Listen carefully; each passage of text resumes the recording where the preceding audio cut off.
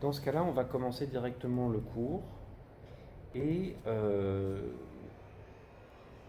pour enrichir votre compréhension du film et du texte d'Alfred Métro, je vous propose un petit détour par les textes d'un ethnologue qui s'appelle Pierre Clastres, que vous connaissez peut-être, dont le nom est écrit au tableau, et notamment de deux ouvrages de Pierre Clastres qui sont La société contre l'État et l'archéologie de la violence.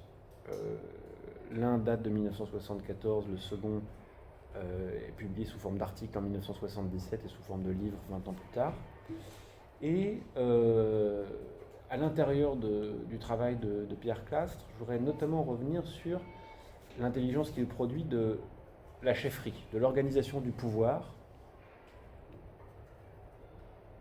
en particulier dans les sociétés Tupi-Guarani.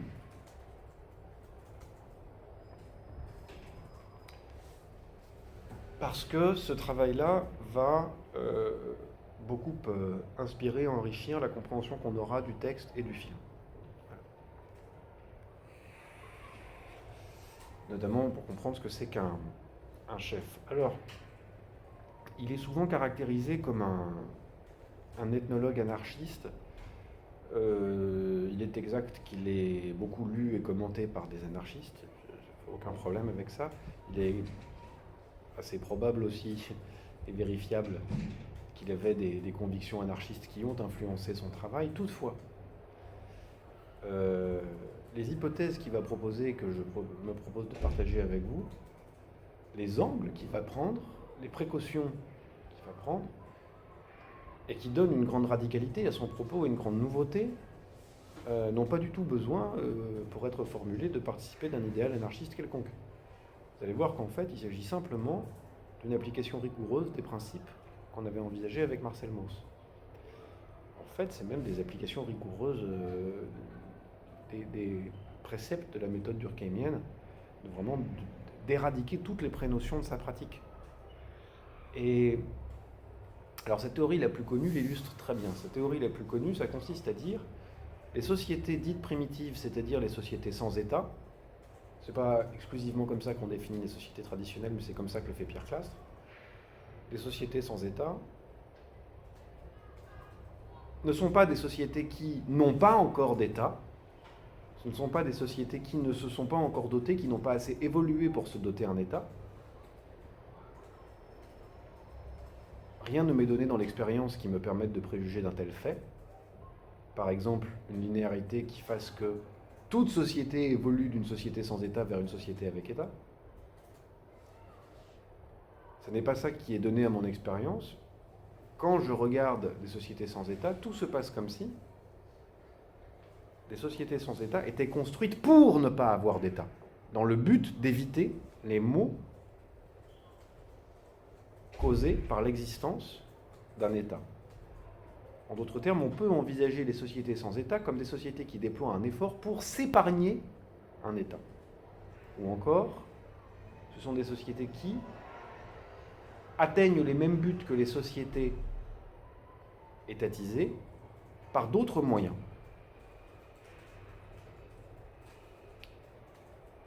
De la même manière avec la coercition. Alors attention, là il y a une erreur à ne pas faire. Vous savez qu'avec Durkheim, on parle très vite de faits sociaux coercitifs ou relevant d'une logique coercitive, c'est-à-dire que le fait social s'impose à l'individu. Ce n'est pas lui qui le produit et il s'impose à lui. Mais il peut s'imposer à lui par intégration ou il peut s'imposer à lui par une répression explicite. D'accord ? En gros, vous pouvez incorporer un fait social parce que vous êtes élevé comme ça et sans vous en apercevoir. Vous pouvez incorporer un fait social parce que vous avez été élevé comme ça avec un processus de répression dans l'éducation, deuxième degré. Troisième degré, on peut chercher à imposer une pratique par une coercition très forte et une surveillance policière et un système carcéral, etc., pour surveiller, punir toute personne qui sort de la norme. D'accord ? Or, dans de très nombreuses sociétés traditionnelles, on observe une forme de coercition qui passe quasiment exclusivement par l'intégration et qui se passe des modes traditionnels de la coercition dans les sociétés occidentales, que ce soit au XVIe ou actuellement, que sont l'existence d'une force de l'ordre, une police, une gendarmerie, de dispositifs d'incarcération et même de dispositifs de justice. Si on va être plus concret, chez les Tupinamba, il n'y a pas de tribunaux, il n'y a pas de prison et il n'y a pas de policiers. Voilà.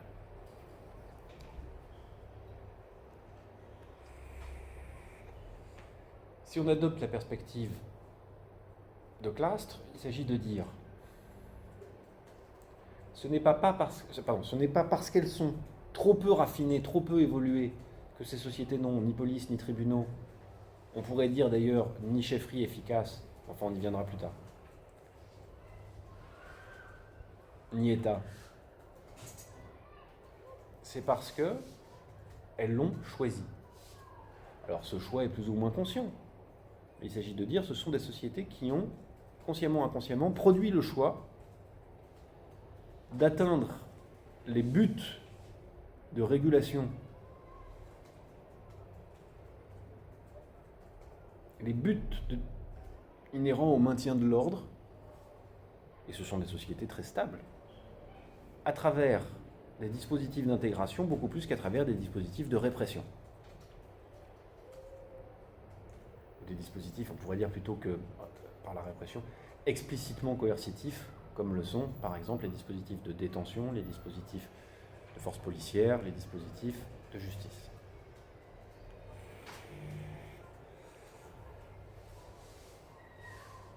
Donc, nous voilà avec Clastres en situation d'adopter un point de vue un peu décalé sur la situation. On ne va pas se demander ce qui leur manque, mais pourquoi ils font comme ça. On ne va pas se demander à quel stade de l'évolution ils en sont, mais simplement quelles sont les fonctions sociales à l'œuvre. Qu'est-ce qu'ils essayent d'atteindre par ces pratiques. Et comme le film commence par l'apparition du chef qui vient régler un différend en termes de la bataille, n'est-ce pas? Ça, vous l'avez vu. On va donc ici immédiatement interroger la chefferie. La chefferie chez les Tupinamba à partir des travaux de Clastres, par exemple sur les Tupi-Guarani. C'est-à-dire des groupes culturellement très proches mais observables du vivant de Clastres.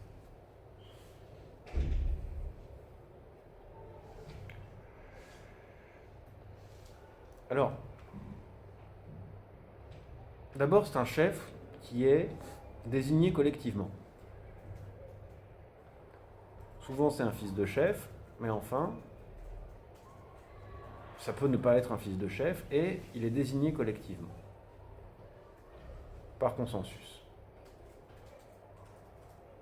Il est à tout moment récusable. À tout moment, on peut lui enlever sa qualité de chef, on peut se débarrasser du chef très facilement. S'il ne parvient plus à résoudre les conflits, s'il perd les guerres, s'il n'est pas assez généreux, s'il ne parle pas assez bien, on peut se débarrasser du chef, à travers la même décision collective que celle qu'il a nommée.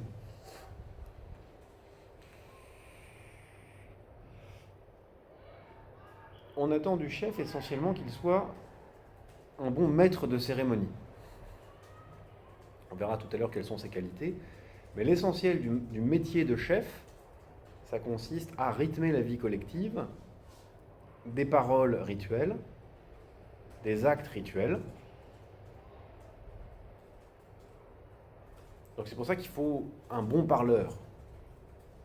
Le métier de chef, c'est celui qui va dire les mots de la loi coutumière. Donc, voilà. La première chose, c'est orchestrer la vie collective. La deuxième partie du métier de chef, c'est résoudre les conflits. Quand il y a des conflits entre des familles, entre des clans, le chef vient réconcilier, offrir sa médiation dans le conflit.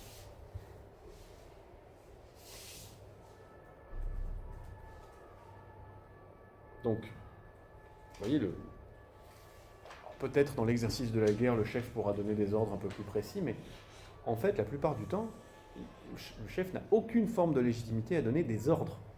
Il ne donne pas des ordres. Ce n'est pas un chef qui donne des ordres. C'est un chef qui, par exemple, pour organiser la vie collective, va sonder les avis. C'est ce que nous rapporte Clastres. La veille, il va faire le tournée des popotes pour savoir ce qu'on fait le lendemain. Tout le monde lui dit qu'on va à la chasse. Le lendemain, il dit Mes amis, cher Tupinamba, dans le respect de la loi et de la tradition et dans cette humeur, nous allons partir à la chasse. Voilà. Mais en aucun cas, il peut dire, ah bah tiens, on va construire une maison à la place. Voilà. Il n'est pas là pour imposer. Il exprime le consensus. D'accord ?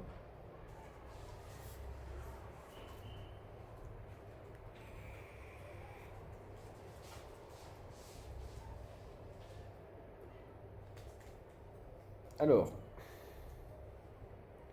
on l'a choisi parce qu'il parle bien, on l'a choisi parce qu'il avait du prestige, probablement c'était un guerrier efficace, on l'a choisi parce qu'il a des talents de pacificateur, de médiateur, on ne lui donne pas le droit de donner des ordres, il incarne la tradition. Une fois tout ça fait, quelles sont les qualités qu'on attend de lui? Qu'est-ce qu'un bon chef? Un bon chef, c'est un chef généreux, un chef bon parleur et un chef polygyne. Je ne sais pas pourquoi on ne dit pas polygame. Donc, il a beaucoup de femmes. D'ailleurs, c'est probablement pas la bonne formule. Rien n'indique un rapport de propriété. On peut dire qu'il est marié à beaucoup d'épouses, ce qui implique beaucoup de devoirs. Il est généreux, il doit beaucoup donner, sans recevoir, sans attendre en retour, il doit beaucoup donner. Et il doit bien parler. Et à cet endroit-là, Clastres fait une pause en disant « c'est intéressant parce que ce sont trois types d'affaires dans lesquelles habituellement préside une forme de réciprocité. Si on se parle, il va falloir que vous parliez, je vous réponde, je parle, vous me répondiez, etc. Il y a une forme de réciprocité. On commence la socialisation comme ça. On commence à former groupe quand on commence à échanger des mots, à attribuer des significations communes aux mots, à en faire des symboles, des signes de reconnaissance réciproque et à faire groupe social autour de ça. Or là, la réciprocité n'existe pas. Le chef est le seul à déclamer des mots auxquels personne ne répond. Voilà. En quelque sorte, des mots figés. Les mots du rituel. Bon. Avec les femmes, c'est la même chose. Il est beaucoup marié, pas forcément selon ses décisions. Et les épouses du chef sortent de la circulation normale des femmes non mariées. Enfin, les biens qu'on peut échanger habituellement.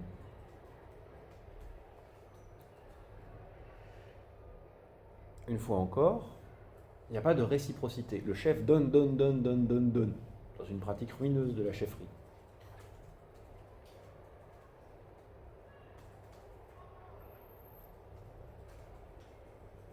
Et il y a donc une espèce de chose intéressante qui est que on commence à faire société autour d'échanges réciproques avec les femmes, les biens, les mots. La chefferie, c'est l'institution d'un lieu dans lequel il n'y a plus de réciprocité. On arrête l'échange, on fixe, on institue. C'est le lieu de la société dans lequel on cesse la réciprocité et on crée soit une circulation univoque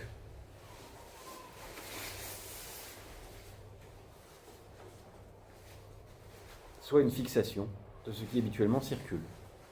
Donc c'est vraiment un lieu de suspension de la réciprocité. Donc vous voyez un peu mieux apparaître l'image du chef qui est un médiateur, un chef d'orchestre, quelqu'un qui est là pour dire et qui se trouve dans une position très étrange, en dehors de l'échange normal, en dehors de l'échange réciproque, et qui se trouve dans un échange univoque. Bien. Il est en quelque sorte l'objet de la tradition. Il en est l'incarnation.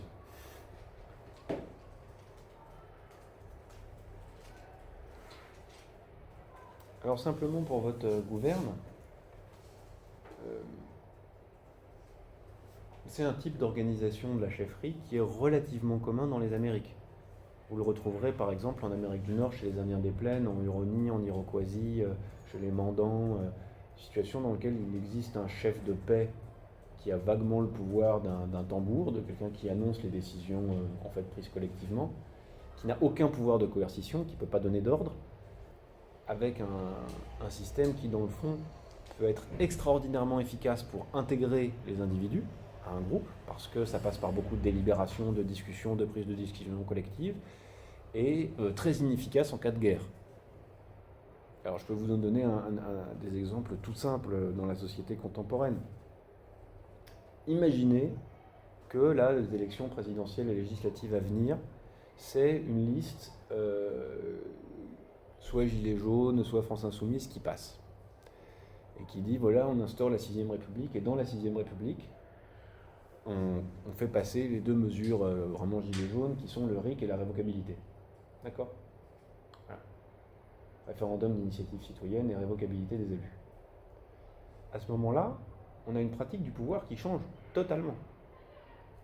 Par exemple, ça veut dire que la décision publique est prise non plus par un président ou par des partis qui forment des alliances, etc., autour d'un gouvernement ou d'une opposition, mais par des tas de localités qui, localement, écrivent des mandats, mandatent un représentant pour appliquer le mandat, et peuvent révoquer leur mandataire au moindre pas de côté par rapport au programme.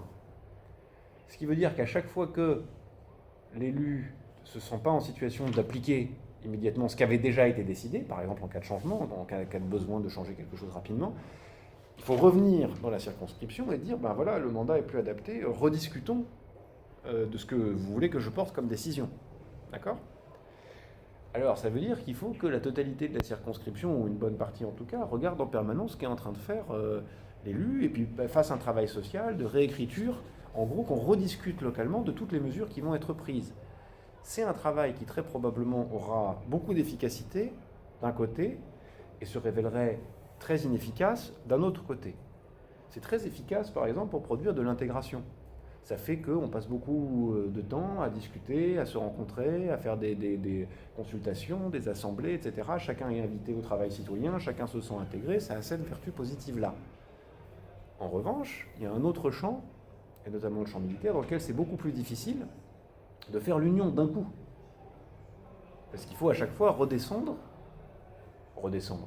se rediffuser dans le territoire pour demander l'approbation, le discuter, etc. D'accord ?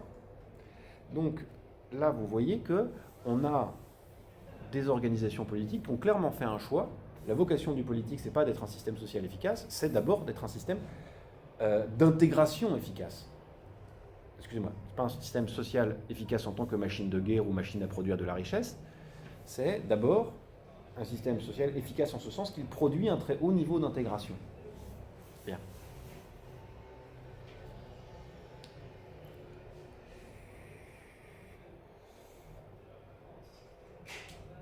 Et les résultats, en tout cas chez les Amérindiens, vous pouvez lire là-dessus Le Pays renversé de Denis Delage, sont, par exemple en Huronie ou en Iroquoisie, très impressionnants du point de vue de la capacité à intégrer et catastrophiques d'un point de vue militaire. Qui ne peuvent se battre sans être détruits que face à des ennemis qui leur ressemblent, aussi décentralisés, aussi démocratiques, aussi discutants. Face à des ennemis organisés sans discussion avec des armées professionnelles, etc., ils ont disparu très rapidement. Vous voyez, c'est la question de où on place l'efficacité.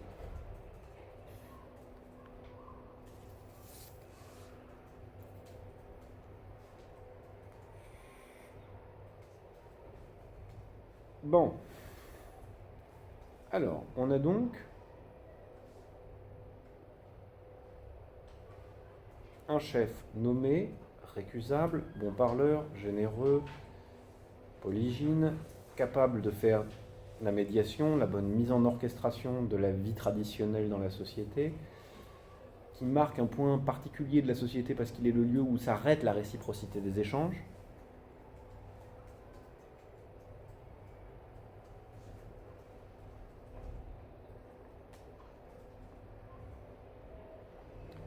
Et qui agit, petit point supplémentaire, dans une société plutôt égalitaire.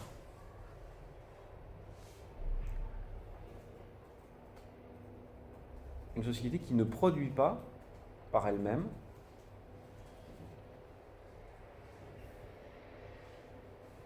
d'écart de richesse ou de statut par trop important. Et notamment dans le partage des richesses. Vous voyez bien que le chef, par exemple, s'il est riche, doit être très généreux et dilapider sa richesse dans sa chefferie.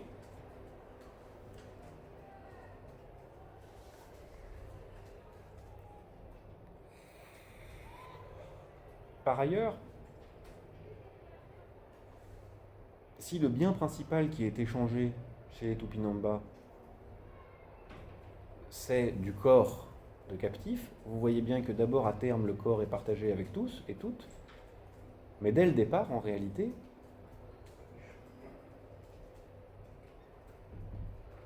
chacun peut y avoir accès en fonction de sa bravoure sur le champ de bataille. Chacun peut avoir accès à la mobilité sociale que permet le fait de ramener un prisonnier. Chacun peut avoir accès au prestige maximal, en quelque sorte. Alors, on peut se poser la question de savoir si la limitation de la richesse de la société toupie ne relève pas d'un choix.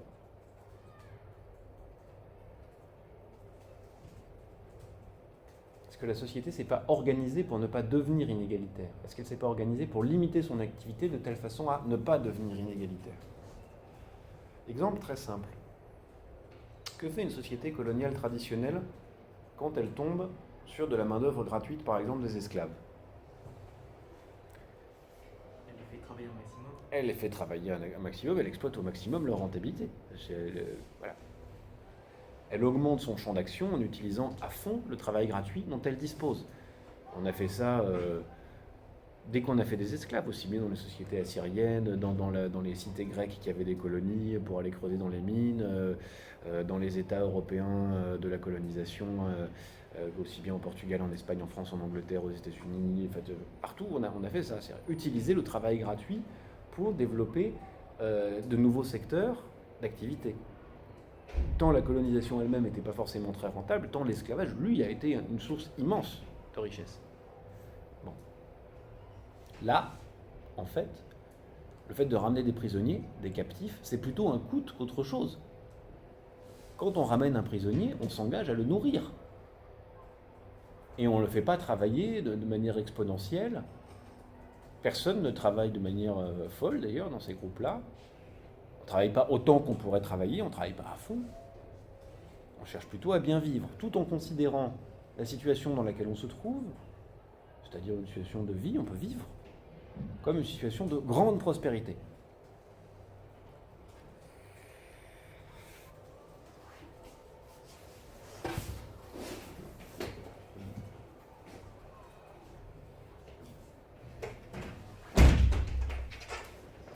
Et voilà.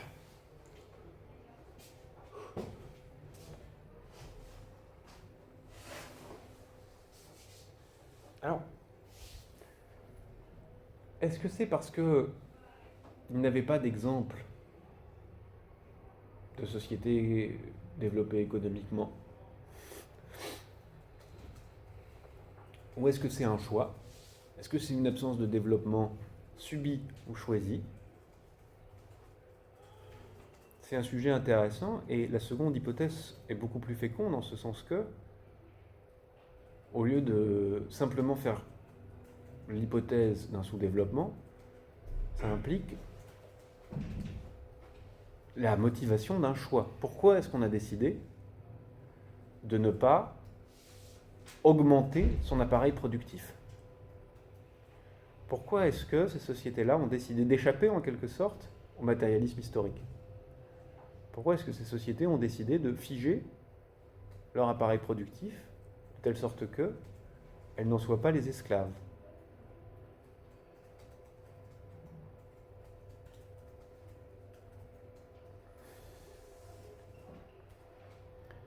Alors c'est des hypothèses que Clastres fait, notamment parce qu'à son époque, en France, on est ou marxiste, ou Lévi-Straussien, ou structuralo-marxiste. Voilà, en gros, il y a trois choix. Donc soit structuraliste, soit marxiste, soit les deux à la fois. Lui, il accepte une partie du travail de Claude Lévi-Strauss avec enthousiasme, mais sans jamais devenir strictement structuraliste. Et en revanche, il a beaucoup de soucis avec le marxisme, qui se présente à l'époque comme une science sociale, et qui doit dire l'essence de toutes les sociétés, et qui le bloque dans la compréhension des sociétés qu'il étudie, en ce sens que d'abord, on ne peut pas analyser dans les termes du matérialisme historique les faits qu'il observe, mais encore que ça suppose de considérer les formes de pouvoir et d'organisation de la vie économique qu'il observe comme des formes archaïques. Et donc ne relevant pas d'un choix, mais d'un sous-développement.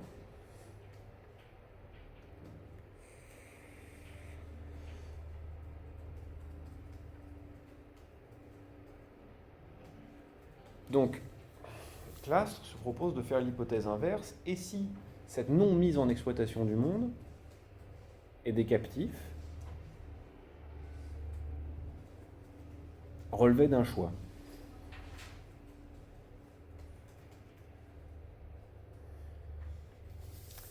Alors, on va laisser Clastres un peu de côté maintenant, mais riche de ses précautions, on va retourner au texte d'Alfred Métro, dont vous avez des extraits dans la note là, et qui reprend en fait quasiment ligne à ligne ce qui se passe dans le film. Enfin, c'est plutôt l'inverse en réalité, c'est plutôt le film qui prend. Bien. Et je voudrais m'arrêter sur le deuxième paragraphe qui dit « Les Tupinamba, prêts à partir en campagne, manifestaient leur espoir d'en ramener des captifs en se munissant de cordes pour les ligoter. Les deux troupes ennemies se rencontraient, elles commençaient par se décocher des volets de flèches, etc., etc. On cherchait moins à tuer son adversaire qu'à le désarmer et à s'en emparer vivant. Il était de la plus haute importance de jouir des droits exclusifs sur la personne du captif. C'était une règle établie que le premier qui l'avait touché en devenait le maître. » C'est le deuxième paragraphe. Trouvé ? Super. Oh non. Alors, ce qui me marque dans les images du film, aussi bien que dans les textes qui décrivent les affrontements chez les Tupinamba, c'est l'aspect complètement bordélique des batailles. C'est vraiment le degré zéro de l'efficacité militaire, quand on se court après en poussant des ululements, on se tire dessus. Et à ce moment-là, on va reprendre le même type de questionnement que celui de Clastres. Est-ce que c'est parce qu'ils sont nuls à la guerre qu'ils se battent comme ça, de manière si brouillonne, ou est-ce qu'ils le font parce que c'est le système le plus efficace pour atteindre le but visé, c'est-à-dire celui de ramener des prisonniers vivants? Voilà. Et là, la réponse serait probablement tout de suite positive. C'est-à-dire que si vous vous battez en phalange, par exemple, vous voyez ce que c'est la phalange? La phalange, c'est une formation militaire développée en Grèce antique et qui a prodigué une énorme efficacité militaire aux troupes grecques puis hellénistiques, et qui consistait, que les Romains ont amélioré après avec la tortue, le triangle, qui consistait à faire un bloc solidaire dans lequel vous tenez le bouclier pour votre voisin et vous utilisez votre lance, et l'autre voisin il vous protège avec son bouclier, etc. Et donc ça crée un bloc dans lequel finalement tout héroïsme, toute action individuelle est interdite, parce qu'elle nuit à la solidarité de l'ensemble et à la solidité de l'ensemble. Donc, vous ne pouvez pas faire d'exploit individuel. Si vous le faites, vous serez condamné. Si, dans une bataille contre les Perses, vous partez tout seul pour aller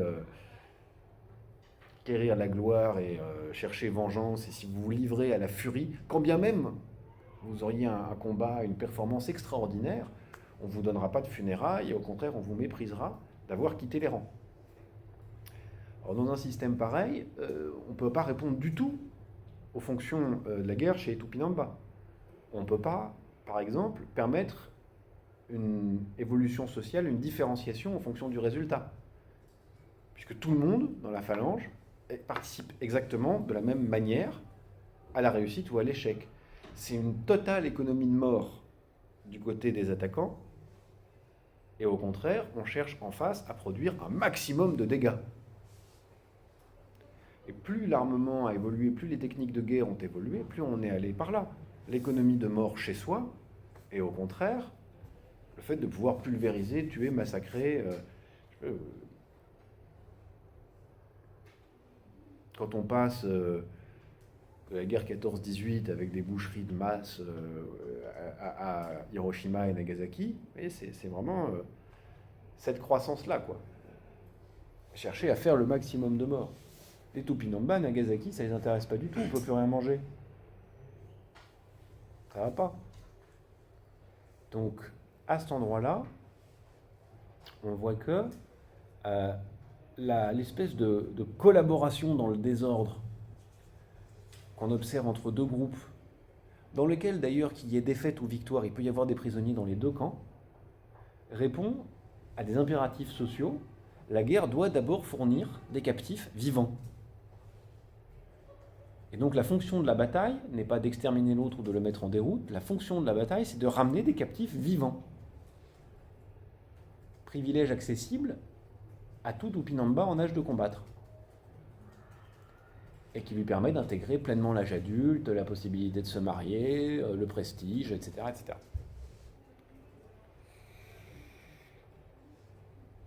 Donc vous voyez bien qu'à cet endroit-là, encore, on peut se dire, est-ce qu'ils étaient vraiment teuteux au point de n'avoir pas compris qu'on pouvait faire la guerre de manière plus efficace ? Voilà, on se pose la même question qu'avec l'État, avec les prisons, avec la police, ou est-ce que tout simplement ils avaient d'autres fonctions sociales à aborder et à nourrir ? En l'occurrence, pour ce qui concerne le commerce, la structuration de l'État, ils étaient en contact aussi bien avec des royaumes qu'avec des empires, l'empire Inca qui était pas loin. Enfin, il n'est pas vraiment pensable en fait qu'il n'ait pas eu connaissance d'autres types d'organisations politiques. Et ça renforce beaucoup la pertinence de l'hypothèse du choix de ce fonctionnement-là.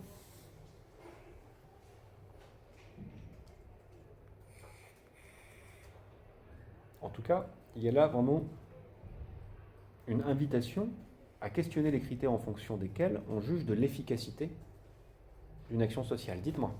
Du coup, est-ce que dans les observations qui ont été faites, on a vu si, par exemple, on leur enseignait la guerre quand ils étaient jeunes, ça peut jouer pour savoir s'ils avaient une réelle connaissance, s'ils voulaient évoluer.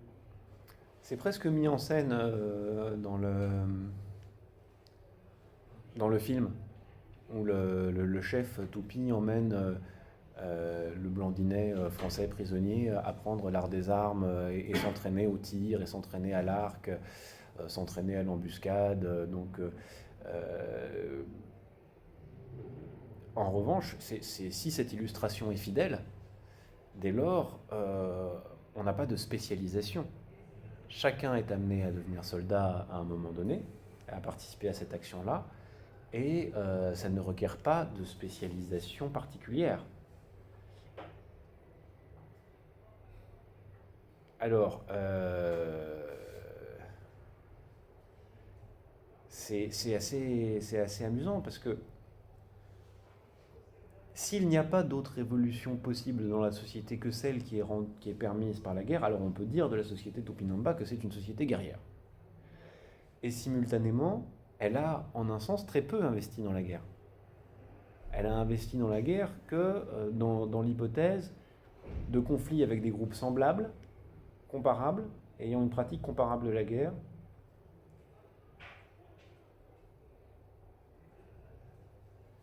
l'acquisition de richesses et de territoires n'étant jamais qu'un objectif secondaire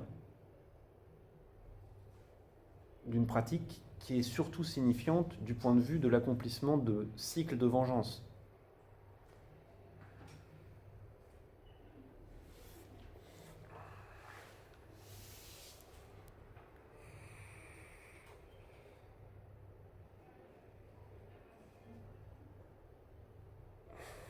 Bon, alors on poursuit le texte. Le troisième paragraphe amène très exactement les points qu'on a déjà évoqués. N'importe qui est le plus près du prisonnier au moment où la personne est capturée doit être le propriétaire, même si on verra que le terme propriétaire n'est pas juste. Et le chef intervient pour départager les gens, simplement en rappelant la tradition. En quelque sorte, il collectivise le prisonnier pour résoudre le conflit. Nous allons tous le manger.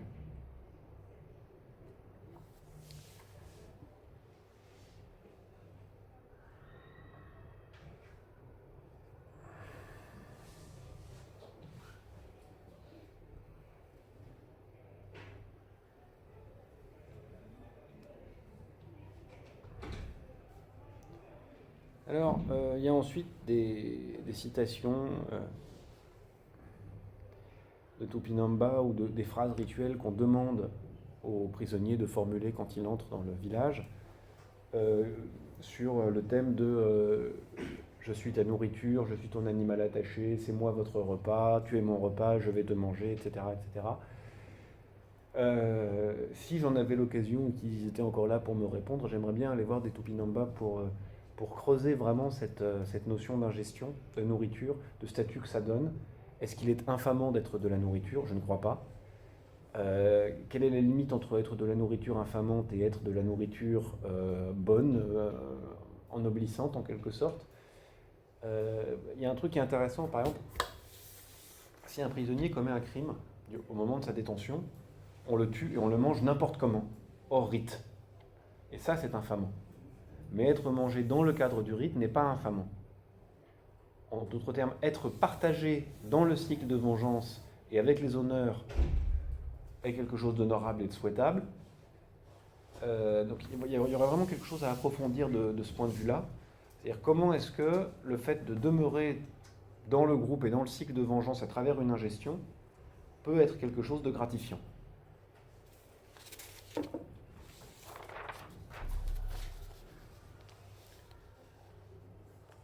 Alors, sur la page 2, vous avez les différents processus d'intégration pour faire en sorte que la nourriture devienne un Tupinamba. Ce qui passe par des soins, on lui rase les sourcils et les cheveux sur le devant de la tête, on lui colle des plumes, on le déguise, etc. Enfin, on le pare. Et avant de le marier, on demande au captif de s'asseoir dans une maison du village, et dans cette maison vient se faire le partage. Et j'aime bien cette idée parce que il décrit un véritable partage, par exemple quelqu'un qui revendique une jambe ou un bras, et qui en échange s'engage à fournir la nourriture à proportion de la part qu'il réclame. Vous voyez ? C'est un engagement. Je veux ce bout-là, ben je prends l'engagement d'apporter la nourriture à proportion. Et en cela, d'ailleurs, le prisonnier sera un Tupinamba un peu particulier, puisque s'il a le droit de chasser, s'il a le droit de participer aux activités de culture, il sera nourri. En quelque sorte, il est nourri, logé, blanchi, marié. On prend soin de lui, littéralement. Et en ce sens, je me demande si il ne serait pas bon de traduire le statut du captif, non pas par le statut du propriétaire de captif, non pas par le mot de propriétaire, mais par le mot de celui qui est en charge, celui qui est chargé, celui qui réclame pour lui-même le statut de la charge de maître du captif. Vous voyez, comme dans l'Ancien Régime, on payait une charge, de la même manière, ici, on paye ce statut et ce prestige de disposer d'une partie du corps du prisonnier.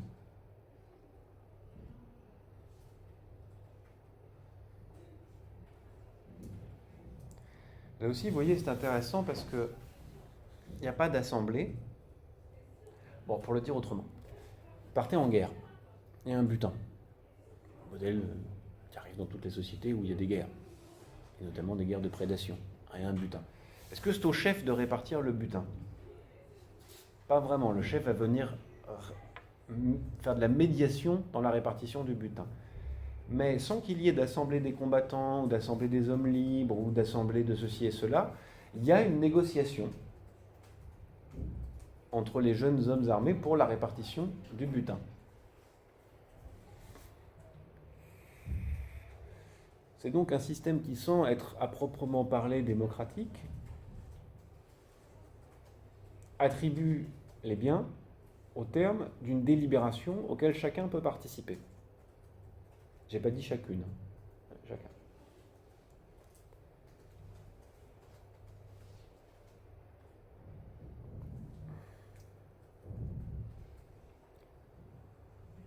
Là encore, il y a un tout petit passage qui nous invite à faire une petite révolution copernicienne dans nos représentations.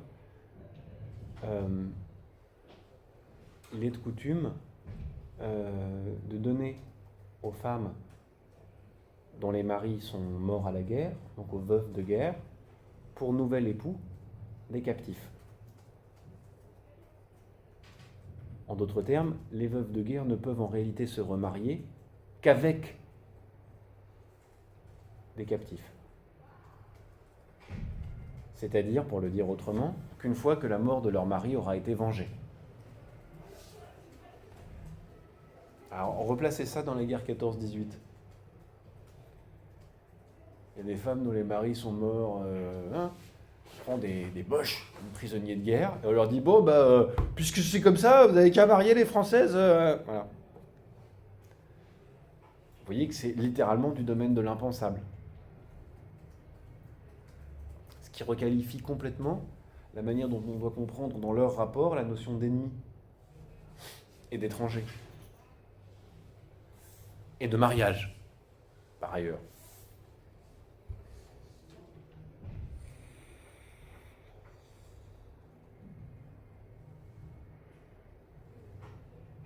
Une autre chose qui m'intéresse, c'est une petite phrase comme ça au détour du texte. Un maître se serait plutôt privé de nourriture que de voir son esclave souffrir de la faim. Et là, on voit quand même que il est intégré, mais il demeure toujours quelque chose, quelqu'un dont on doit prendre un soin particulier. C'est en quelque sorte un hôte. Qu'est-ce que c'est qu'un individu qui vient s'intégrer, mais à qui on promet de le nourrir en priorité ? C'est en quelque sorte un hôte de marque.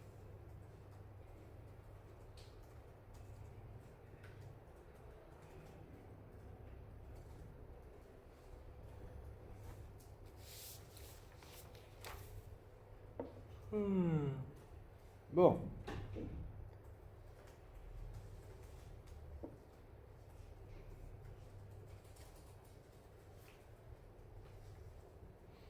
Alors, on est page 3, on avance. Et là, on fait en quelque sorte la liste des choses qu'il peut faire comme les autres, de ce qu'il doit faire un peu différemment, captif. Alors, par exemple, il a une vie quotidienne et professionnelle, si vous me permettez ce terme, une activité productive, totalement comparable à n'importe quel Tupinamba. Il est habillé, il travaille, il est marié, il fait des enfants, comme n'importe quel Tupinamba. En cela, il est parfaitement commun aux autres. Il y a quelques modifications dans ses allées et venues et quelques modifications dans sa vie sexuelle. S'il couche avec une femme mariée, il sera tué et mangé de manière déshonorante.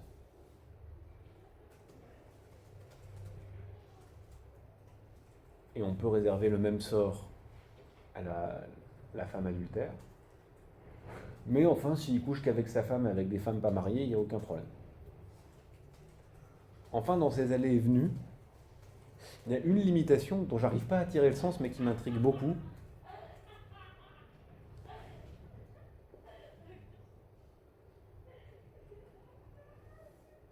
On intervient ou pas? Oui. Allez. Une institution ne tient pas que par ses murs et par le soin. Ah, merde. Pour le chien. J'ai oublié un détail.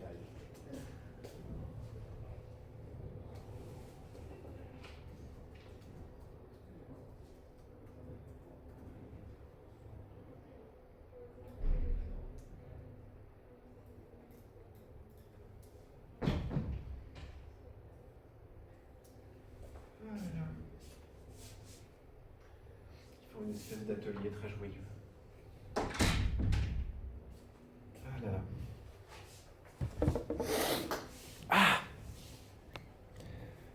qu'il leur est interdit d'entrer dans les grandes maisons, les carbets, les grandes maisons communes, par ailleurs que par les portes. Donc pour vous représenter, c'est des immenses cabanes de bois où on peut passer partout par les feuillages, entre les branches, etc. Et eux doivent absolument rentrer par la petite porte. Comme si, je sais pas, imaginez-vous, vous êtes sous le haut vent d'un marché sur la place d'une ville, vous voyez, il y a des trucs où il y a vraiment des ouvertures partout. Et là, il faut rentrer que par la petite porte qui est purement symbolique. Voilà. Comme si on leur interdisait de manifester d'une certaine manière une familiarité avec le lieu. Point important, ils ont droit de participer aux fêtes. Pourquoi je dis point important? Parce qu'en réalité, je dirais que dans leur pratique de la captivité et de la dévoration, la fête est aussi importante que l'acte de manger de la viande humaine. On cite même à la fin de ce texte une société qui pratique exactement la même chose que les Tupinamba, sauf qu'à la fin, ils jettent les corps au lieu de les manger. Ils jettent les corps dans l'eau au lieu de les manger. On voit bien que dans le fond, ce qui est premier, c'est la captivité, le partage du corps et la fête, sans nécessairement que l'ingestion entre en jeu là-dedans.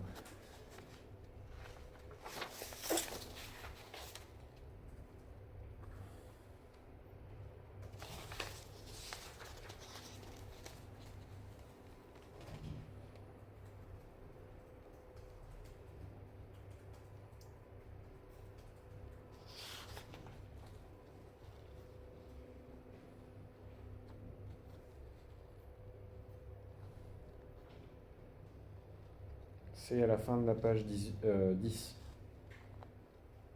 Les missionnaires jésuites et franciscains ont défendu la réputation des Omagos, missionnaires, mais la façon dont ceux-ci traitaient leurs prisonniers rappelle trop celle des Tupinamba pour n'être pas suspecte. Ils gardaient leurs captifs pendant un certain temps dans le village et ils exécutaient solennellement ceux qu'ils regardaient comme particulièrement vaillants. Toutefois, ils se contentaient de jeter les corps à l'eau sans les manger, comme le faisaient leurs ancêtres. Et donc, le jour où on abat, le jour où on commet le meurtre, grande fête. Le jour où, il faut que je commence au commencement. Le jour où on apporte le prisonnier, grande fête. Le jour où on abat le prisonnier, grande fête. Mais par ailleurs, le jour où on ressort les bouts de viande qu'on a fumés, qu'on a boucané du prisonnier, grande fête. Sans le sacrifice, parce que c'est déjà fait, mais on refait la même fête dans l'ensemble. Donc, il semble qu'il y ait un rythme de la vie sociale organisé autour de la fête et du partage. Et en fait, puisque le corps humain, la force humaine, forment le bien essentiel qu'on échange, et quasiment le seul, lors de ces grandes fêtes, on partage et on échange du corps humain. Et voilà.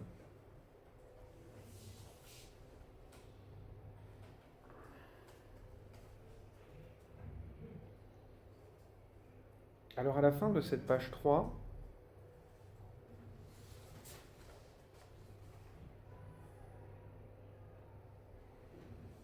il y a un autre passage qui m'intéresse.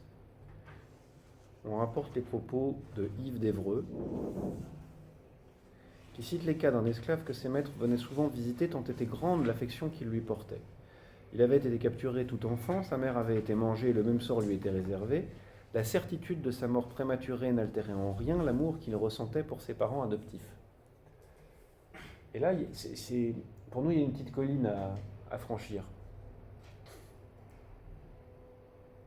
Comment on peut penser que des gens qui s'apprêtaient à dévorer quelqu'un soient sincèrement désespérés et tristes de le voir traité comme d'un esclave? Voilà. Ouais. C'est comme les éleveurs qui, par exemple, qui aiment leurs animaux, mais qui savent très bien qu'à la fin, ils vont les envoyer à l'abattoir et ils sont tristes quand... C'est un assez bon exemple, il me semble, puisqu'effectivement, un éleveur qui a chéri ses bêtes quand il les élevait peut, s'il découvre des conditions abjectes d'abattage ou d'exploitation par la suite, en être bouleversé. Tout à fait. Et il se peut aussi qu'on considère simplement la relation qu'on a à des bêtes qu'on élève, qu'on chérit, puis qu'on mange. Oui, effectivement. Et de manière rituelle. À ce titre particulier qu'ici, les bêtes en question sont d'autres êtres humains, donc sont des semblables, et doivent être des semblables puisqu'ils rentrent dans des cercles de réciprocité. Puisque la vengeance ici, c'est vraiment une relation réciproque, une relation de reconnaissance, une relation en boucle. Donc, on a affaire effectivement à des gens qui n'ont pas du tout le sentiment d'infliger un mauvais traitement à quelqu'un en l'intégrant, le choyant, le mariant, le nourrissant avant de le dévorer. Ils ont l'impression de lui offrir un sort plutôt enviable. Et en aucun cas, en le vendant, ils n'ont l'impression de lui sauver la vie. Au contraire, ils ont très probablement l'impression de la lui pourrir. Et ils en ressentent énormément de tristesse et de ressentiment. D'autant que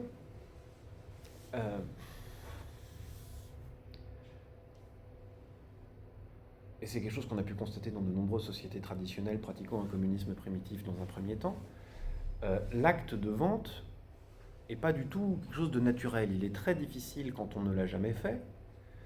D'abord, d'identifier des valeurs d'estime différentes pour les produits qu'on achète. Pour un humain, est-ce que je peux avoir beaucoup de perles, un petit peu de verroterie, quelques bracelets, un fusil, qu'est-ce que je peux avoir contre un humain? C'est comment rentrer dans l'évaluation des choses. C'est pas quelque chose de naturel. En tout cas, c'est quelque chose que les toupies ne font pas du tout, à l'époque. On est au XVIe siècle, rappelons-le. Et par ailleurs, il faut réciproquement donner une valeur à l'humain. Combien je vais le vendre, mon captif? Combien ça vaut? Et vous voyez bien la violence que ça implique. Posez-vous la question, si vous deviez vendre un de vos proches, combien le vendriez-vous? C'est quelque chose qui est abyssal. Alors, en même temps, ils n'en ont pas vraiment besoin, puis c'est un captif, donc on peut peut-être le vendre parce qu'on a très envie d'une verroterie. Mais en même temps, on l'aime, on n'a pas envie qu'il soit maltraité. Donc, alors, voilà, et combien est-ce qu'on peut obtenir de quoi avec ça? Oui. Bien. Ce qui m'intéresse dans cette histoire, c'est qu'il ne faut pas faire un procès a priori sur le niveau d'affection qu'entretenaient captifs et personnes en charge de la captivité.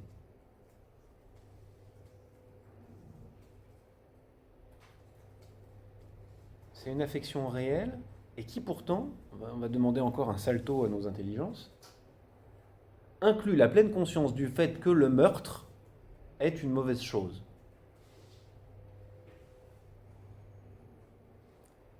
Et qui suppose, qui implique, pardonnez-moi, le risque d'une vengeance particulière. On pourrait se dire, dans le fond, c'est presque un cadeau, ce meurtre-là. Voilà, faisons cette hypothèse-là. On est dans des sociétés où l'espérance de vie n'est pas très longue, surtout pour les hommes. Puis en plus, alors, surtout pour les femmes aussi, puisqu'elles accouchent dans des conditions difficiles. Donc, on peut faire l'hypothèse d'une espérance de vie pas très élevée. Bon. Souvent, dans des sociétés traditionnelles, je ne sais pas si c'est le cas chez les toupies, mais souvent dans les sociétés traditionnelles, on observe qu'il existe une grande méfiance par rapport aux morts non brutales. Pourquoi? Parce que les morts brutales s'expliquent. Un rocher m'est tombé sur la tête, je suis mort, c'est tout. Point. Fin de l'histoire. J'ai une maladie et j'en meurs, il est très probable que me soient imputables des fautes morales. Donc là, une mort brutale donnée par un ennemi parce que c'est ton sort dans un cycle de vengeance, au moins c'est une mort claire et honorable, et qui permet à chacun soit de montrer sa valeur parce qu'on a fait un prisonnier, soit de montrer son courage parce qu'on a accepté son sort. Et néanmoins, chez les toupies, il est parfaitement clair qu'il faut protéger la personne en charge, celui qui ramène le captif, comme sa famille, parce qu'il s'expose à la vengeance. S'il y a vengeance, c'est bien qu'il y a un grief qui est constitué. Donc, on forme des liens d'affection, malgré le fait qu'ils soient clairement identifiés, bien qu'ils soient clairement identifiés, que le meurtre final est un grief imposé par les propriétaires, enfin les personnes en charge, à la victime. Quand même, elle est victime à la fin.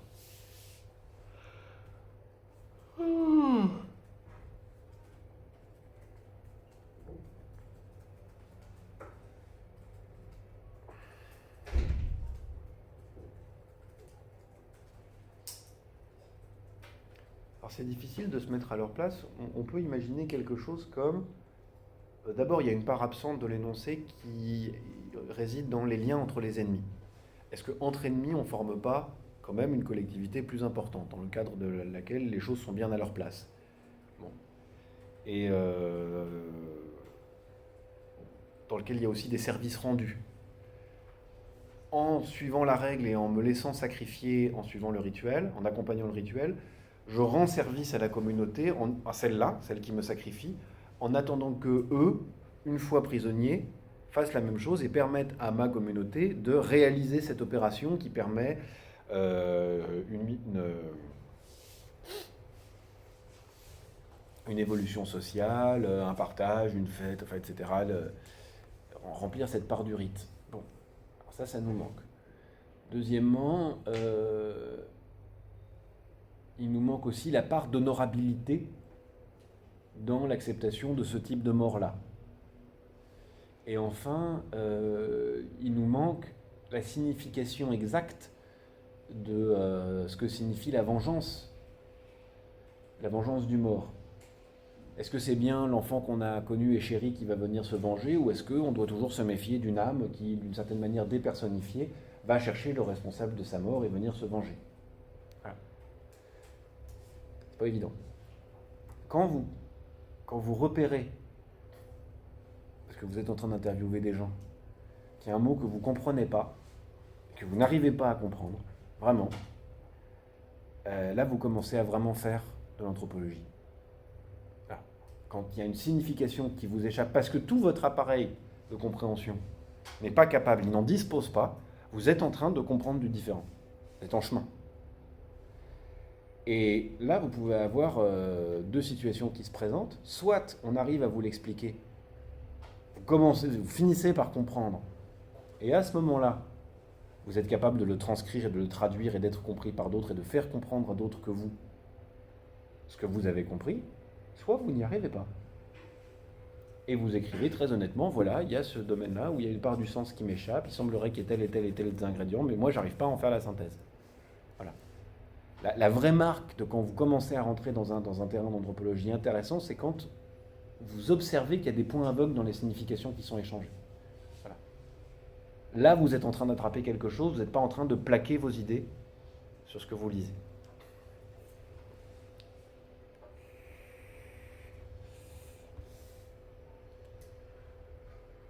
Là, je me souviens d'un exemple tout bête.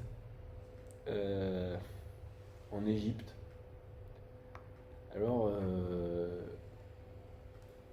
j'avais pas tellement de difficultés à obtenir des entretiens. Parfois, il fallait faire un peu d'observation participante sur certains bouts de terrain, ça c'était compliqué. Parfois, il fallait une traductrice à plein temps qui était un peu gênante, ça pouvait être un petit peu compliqué. Mais dans l'ensemble, le temps d'acquisition de l'interview était assez... Les gens avaient envie de parler, c'était assez facile. Et dans les entretiens en arabe, il y a un mot qui revenait très très souvent, dont je voyais à peu près la signification, mais qui arrivait à des tas d'endroits où il n'avait rien à faire. Et alors là, je bug. Et alors la formule, c'est ma'alèche, et ça veut dire en gros, bon, bah, rien à foutre. C'est pas rien à battre, rien, on s'en fout. Comment mieux traduire ça? Mais à foutre. Non, tant pis. Quelque chose comme ça. Et progressivement, et en le trouvant comme ça dans des tas d'entretiens, finit par t'apercevoir que ça a des fonctions différentes selon que ce soit là ou là.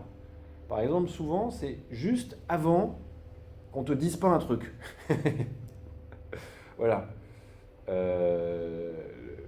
On va bientôt te dire qu'on subit cette situation parce que le gouvernement ceci, le gouvernement cela, on met un à foutre juste avant. D'accord? Mais ça peut être aussi... on a complètement abandonné cette sphère de sens. On a complètement abandonné cette sphère d'efficacité-là. Et en fait, en faisant le contour comme ça de l'utilisation de ce mot dans mes entretiens, j'aboutis à une vision assez claire, à force, de ce qui fait encore sens pour les Égyptiens que j'ai interviewés et Égyptiennes, et ce qui fait plus sens du tout, ce qui a basculé du côté du non-sens. Et alors il m'est arrivé une anecdote assez comique. Il y a des gens du renseignement militaire qui sont venus me voir pour m'interroger sur ce qui allait probablement se passer en Égypte. De manière assez informelle, dans un grand hôtel, machin, au comptoir. Ouais, on travaille pour un think tank à l'intérieur de l'Union, machin. C'était rigolo. J'ai une copine de l'intérieur qui m'avait un petit peu expliqué ce qui se passait. Et je n'étais pas du tout un expert très reconnu sur le sujet, c'était simplement prendre des températures par-ci par-là. Hein. Et en fait, il m'a été donné, simplement en analysant ce sentiment général de la population tel qu'on pouvait le voir dans des bribes d'entretien, ça ne touchait pas du tout le cœur de mon travail, ça. Ça a permis de prévoir à peu près exactement ce qui s'est passé. Voilà. C'est-à-dire la chute de l'administration et un recentrage autour des deux pôles, l'armée, la religion. Et donc un chef de l'armée qui devient quasiment aussi en même temps une référence, non pas un grand moufti de l'université Al-Azhar, enfin c'est pas ça la moufti, qu'est-ce que je raconte moi, un grand responsable de l'université Al-Azhar au Caire, mais quelqu'un qui incarne à la fois une espèce de rectitude religieuse et la puissance militaire. Vous voyez ? Donc en allant chercher comme ça dans un mot qu'on ne comprend pas. Moi, je suis désolé, je fais un grand détour, mais peu importe. Vous aurez compris que, par exemple, si vous travaillez sur les toupies, faut s'arrêter par exemple sur le mot nourriture. Il faut s'arrêter sur le mot chef.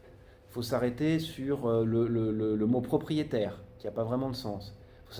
À chaque fois, il faut s'arrêter, il faut se dire, on n'a pas exactement le mot pour traduire ça, il nous faut mieux comprendre. D'accord ? Jusqu'à être en capacité de le traduire. Bien.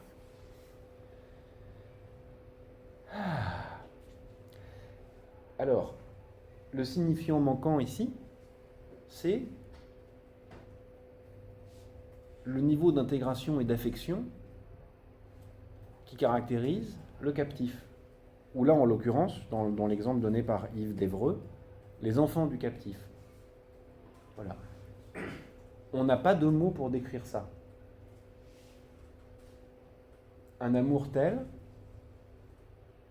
qu'il tolère tout à fait l'hypothèse du sacrifice, de l'autre ou de soi.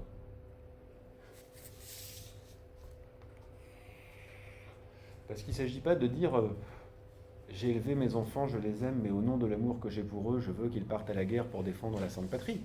Non, c'est j'ai aimé cet enfant, je l'ai élevé et je vais le manger. C'est pas pareil. Voilà. Mes parents adoptifs sont précisément ceux que j'aime et qui vont m'offrir en sacrifice à la communauté. Bon.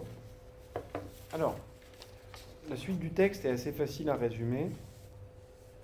On vous parle des préparatifs de la mise à mort et des cérémonies qui suivent la mise à mort. Là-dedans, il y a beaucoup de détails. Je m'arrêterai sur 2 détails qui me paraissent plus importants que les autres, mais libre à vous de vous intéresser à tous. Alors d'abord, il y a page 7, la démonstration du dédain de la mort par le futur sacrifié,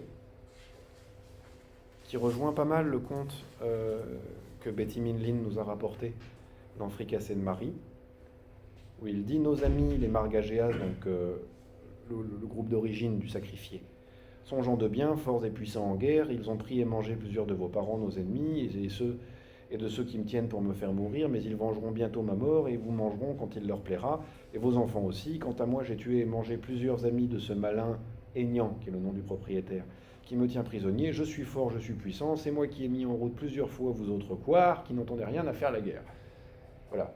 Alors, est-ce qu'il est vraiment malheureux quand il dit ça? J'en sais rien, mais ce qui m'intéresse dans ces formules rituelles, c'est qu'elles mettent en scène une circularité infinie. C'est cyclique. Vous nous mangez, on vous mange, vous nous mangez, on vous mange, vous nous mangez, on vous mange. Littéralement, ce qu'il dit, c'est je vous ai mangé, vous me mangez, on vous mangera. Voilà. Donc c'est vraiment la mise en scène d'un éternel retour, éternel recommencement. Oui. Et du coup, pour les prisonniers européens qui ne pratiquaient pas du tout le cannibalisme, la Mhm. vengeance s'applique quand même. Ben, en fait, quand on parle du XVIe siècle, c'est difficile d'être très affirmatif. Mais on peut imaginer que les Tupinamba avaient deux problèmes avec les prisonniers européens. D'abord, ces gens sans honneur et complètement couards devaient passer leur temps à essayer de s'enfuir, premièrement. Deuxièmement, ils étaient bien incapables de répéter ces formules. Et par ailleurs, s'ils les répétaient, elles auraient été complètement vides de sens. Puisque certes, c'est des groupes avec lesquels ils étaient parfois en guerre, les Portugais, les Hollandais, les Français, bon, notamment les Portugais. Mais les Français, les Portugais, les Hollandais ne mangeaient pas de Tupinamba. Ils les exterminaient, mais ils ne mangeaient pas. Donc la formule tombe à l'eau, en fait. L'ennemi ne peut être qu'un semblable. Donc il est probable qu'ils aient tenté de leur faire dire ça, un peu comme un hockey d'une répétition qui commence à dérailler. Mais c'est impossible. Pour que ça fonctionne, avec quelqu'un qui sait intégrer, qui a des liens d'affection, qui joue son rôle, qui joue sa partie, qui joue son rôle social, il faut que cette histoire existe. Et par ailleurs, c'est très particulier. Il ne dit pas mes parents viendront et vous extermineront tous. Il ne dit pas vous avez gagné une bataille mais pas la guerre. Il dit je vous ai mangé, vous me mangez, nous vous mangerons. Mais vraiment dans quelque chose de... En fait, où on se maintient du pareil au même. Où la victoire décisive n'est même pas mentionnée, n'est pas dite, n'est pas conçue, n'est pas... On est dans un cycle. C'est-à-dire un mouvement stable, un mouvement régulier. On n'est pas dans une société qui veut devenir ce qu'elle n'est pas encore. C'est pas mes toupies à moi seront les toupies suprêmes qui ont envahi tout l'espace toupie. C'est vous nous avez mangé, je vous mangerai, vous nous mangerez, je vous mangerai, on vous mangera, vous nous mangerez. On reste dans une espèce de boucle. Ça vous va? Non. C'est comme si, au lieu de chanter vous n'aurez pas l'Alsace et la Lorraine, on chantait vous aurez l'Alsace et la Lorraine, et puis nous aurons l'Alsace et la Lorraine, et puis vous aurez l'Alsace et la Lorraine, et puis nous aurons l'Alsace et la Lorraine, et puis vous aurez l'Alsace, sans fin. Voilà. C'est vrai que c'est assez loin de nos conceptions de la guerre, je vous l'accorde, quand bien même on aurait beaucoup échangé l'Alsace et la Lorraine.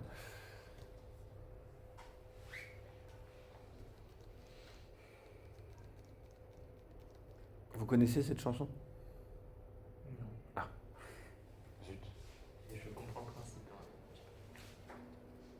Ouais, ça dit aux Allemands qu'ils peuvent bien occuper la plaine, les cœurs demeurent français, et voilà.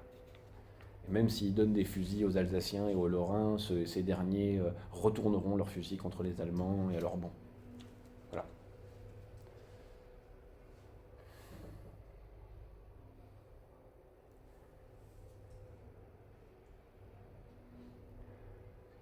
La victoire en chantant, ça vous dit quelque chose? Non? Qu'est-ce que vous avez appris à l'école? Autre chose, probablement. Alors, vu le temps qui passe, nous allons avancer rapidement à la fin du texte, qui décrit les précautions à prendre par le meurtrier après le meurtre. Alors ici, on dit le meurtrier, mais on pourrait dire plus simplement par la personne en charge du prisonnier. Il y a ici un détail qui m'intéresse, c'est que d'abord, on garde une trace. C'est marrant comme implication du corps. On se scarifie la peau après avoir dévoré l'ennemi. Et on se scarifie la peau si on peut bénéficier du prestige de la capture et du sacrifice. Donc, la personne en charge et sa famille proche pourront se scarifier la peau. Les hommes sur des grandes parties de leur corps, les femmes sur de plus petites parties de leur corps On s'entaille la peau et on la recouvre d'une poudre noire qui fait que ça reste très longtemps. C'est pas rien, hein. Non seulement on a payé de sa personne pour nourrir le prisonnier, mais on paye encore de sa personne après, quoi. On marque son corps du passage du captif. Et première puce à l'oreille, tiens, il n'y a pas que la personne en charge qui se scarifie, d'autres aussi. Et il nous est précisé, dans ces textes compilés par Alfred Métro, que dans les observations faites sur les Tupinamba au XVIe siècle, non seulement le propriétaire, j'aime pas dire ça, la personne en charge du captif, doit se purifier et changer de nom pour ne pas être identifié, mais encore, son frère, sa sœur, ses cousines, tout ce petit monde-là doit aussi se purifier pour échapper à la vengeance. Et ça nous amène à un point très simple qu'on observe régulièrement dans les sociétés traditionnelles, à savoir que il existe une responsabilité collective.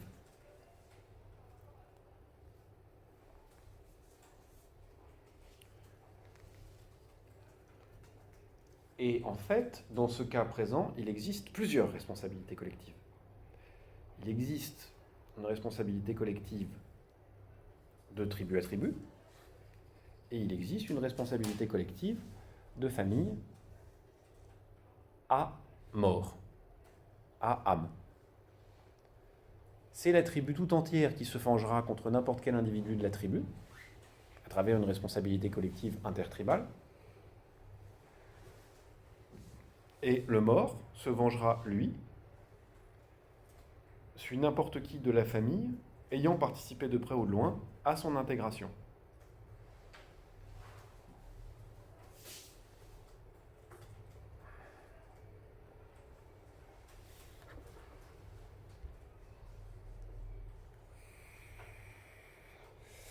Alors, avant de finir, j'ai besoin de vous dire un mot de la suite du semestre.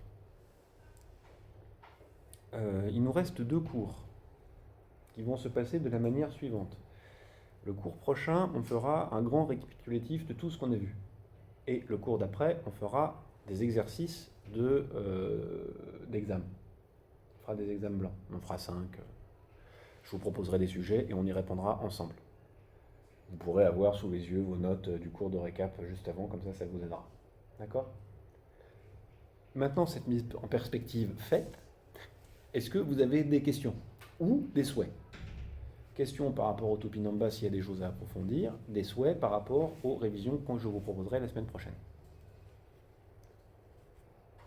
Boum. Tiens, on va éteindre ça.